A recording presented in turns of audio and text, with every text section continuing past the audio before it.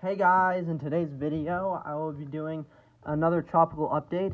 Of course we have Tropical Storm Laura, which completely devastated the entire southwestern Louisiana area, bringing extreme amounts of storm surge and flooding to a lot of areas. Fortunately though, Lake Charles wasn't affected by as much storm surge as predicted, so that is a big relief. Though Cameron, Louisiana, right along the coast, pretty much right near where Laura made landfall, got, as predicted, completely flooded out and totally destroyed. I mean, it was heartbreaking to hear about that. But on the heels of Laura, which is currently weakening and is now back to a tropical storm, it's currently at 65 miles per hour, pressure at 988 millibars, and it's moving directly north at 15 miles per hour.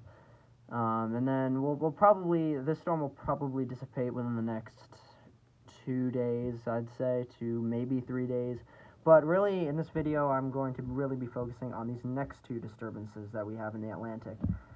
These two disturbances could become our next named systems, so that's a big worry. Disturbance 1, this is in the far eastern Atlantic, though it's pretty much right over the Cabo Verde Islands. So if this wasn't a named system, this would be a Cabo Verde tropical system. And Cabo Verde tropical systems are known very well to become pretty intense systems. So Irma was one. We all know what happened with Irma. So this one will be very interesting to track. So this disturbance has a 0% chance of formation within the next 2 days and a 20% chance of formation within the next 5 days. It says a westward moving tropical wave located over the far eastern tropical Atlantic near the Cabo Verde Islands continues to produce disorganized shower activity. Although environmental conditions are not expected to be conducive for development during the next couple of days, they are forecast to gradually become more favorable over the weekend and into early next week when the wave moves into the central and then western tropical Atlantic. Now, if we look at the 5-day tropical weather outlook, this is the area this is the area where it has the best chance of development. So we're gonna have to wait till this one starts to head more towards the north of the Leeward Islands. More goes towards the north of the Leeward Islands. This will be very interesting to watch. This one for sure. This second one, you can see it has a very large area of where it could develop into a tropical system, though it does say that shower and thunderstorm activity has increased today in association with a tropical wave over the central tropical Atlantic. Gradual development of the system is possible over the next several days as it moves westward at 15 to 20 miles per hour. It has a 10% chance of forming within the next 2 days, a 30% chance of forming within the next 5 days. So this will be very interesting. It'll be moving into the Caribbean, so that'll also be quite interesting to track. But that's also a potentially pretty bad thing, because if this does develop, the Gulf Coast, somewhere along the Gulf Coast, it could be seeing impacts again from a tropical system right after Laura. So that's going to be a huge thing to really pay attention to if either one of these systems or both of these systems potentially are eventually named. Now let's go to the tropical tidbits, and let's look at, actually, let's see if I can go to see if I can kind of show you guys what each one looks like. So you can see there's kind of satellite imagery of this first disturbance. Kind of has some decent amounts of convection with it still, just coming off of Africa especially. Pretty large system, kind of. And it does have a good amount of rotation with it, so we're gonna have to really track this one, see how much it's able to develop, and see what it does. The second disturbance is also pretty large and also has pretty good amount of convection and decent vorticity with it. So both of them have the potential, it seems, to potentially become our next tropical systems, which would be very crazy. And definitely would not be a surprise, honestly, especially since we're within the peak of the hurricane season now. And we typically see the tropical activity during the hurricane season really ramp up during this time of year. So let's go to tropical tidbits now. And let's look at what the forecast models are showing for both of these systems. Let's go to the North Atlantic, and let's see if we can really load this at all whatsoever. And as I move this forward, you can see the GFS model. This is the GFS I'm showing you right now. The GFS model isn't all too keen right now on showing either system really forming into much of anything, which is pretty interesting. But you can see there still is some amounts of decent convection with both these systems and decent spin. You can see there's that one and there's that one. Now, as we start to head farther out in time, getting towards September 7th, this is all like getting into next week, into the following week, so these systems could start forming with pretty soon, and continue into the following week, going towards the middle of September. You can see, it's actually, as I move back a bit, there is this system that brings decent rain to Puerto Rico, Hispaniola, Cuba, and kind of moves up into Florida and eventually kind of dies out. Then there's this system over here that's forming and impacting Mexico. And then there's this system. This system looks pretty significant. And actually, if I zoom this in, you can see 972 millibars.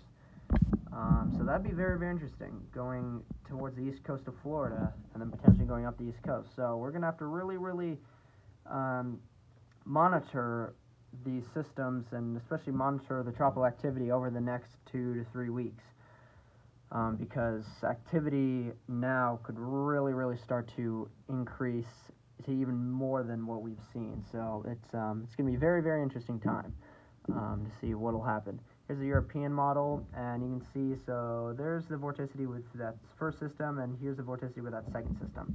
As I move this out farther into time, the European model is not too keen on showing much vorticity for the second system, but shows decent vorticity with the first system, and showing it kind of going through the central tropical Atlantic and kind of going towards the central, maybe northern Leeward Islands. So we're gonna have to really, really watch these systems, as I've been saying.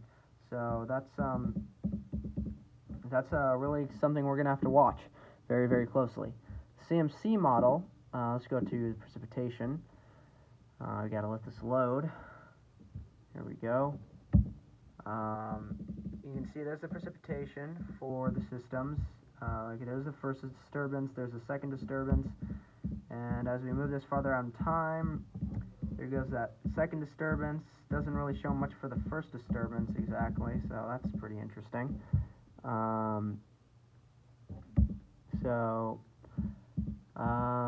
You can see that second disturbance gets closer and closer towards the Gulf of Mexico and becomes decently strong, maybe, especially as it gets towards the Western Gulf and towards the very southern, the Western Caribbean, and enters the more southern Gulf and impacts Mexico, southern Mexico. And then you can see it shows the first system kind of taking its time, really taking its time moving across the Atlantic. So that'll be very interesting to watch. Now let's see if I can at all. No, actually, probably I can't show you anything on the hurricane models.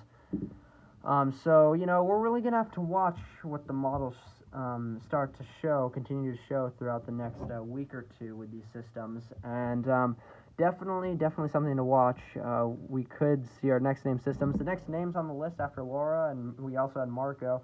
Next names are Nana and Omar, the N and O name storms. We're already at that point in the list, which is phenomenally insane. I mean, that's very, very concerning. The 2020 Atlantic Hurricane Season Wikipedia page. We've had a total of 14 depressions, 13 total storms, 4 hurricanes, and our first major hurricane, Laura, was our first major hurricane. We've had a total of 76 fatalities, and as of right now, the total damage is still a little below $6 billion, but right around $6 billion.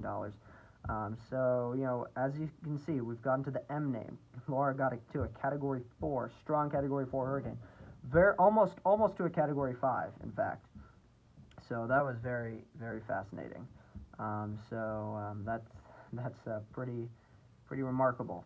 You can see we've had a bunch of names get their own designated Wikipedia page because of the fact that how much land they interacted with and kind of just just destroyed. We've had a good amount of damaging storms so far, but as you can see, our next name is Nana. We're already at the N name, and I think we're going to continue to see us blow through a bunch of names between now and the end of September, going into October. And I think once we're into October, we'll be starting to use the Greek names, which has only been used once before in the 2005 Atlantic hurricane season. And this year's hurricane season, I gotta say, is pretty much a mixture of the 2017 Atlantic hurricane season and the 2005 Atlantic hurricane season. So, you know, it's very very bad, honestly. That's pretty concerning. So again, we'll really have to just continue to monitor these systems over the next couple of weeks or so, and hopefully you guys enjoyed this video. Please remember to like and comment. If you're a first-time viewer, consider subscribing. Even if you just check out my channel and you like what you saw, consider subscribing. So again, hopefully you enjoyed, and I'll see you guys in the next video. Bye.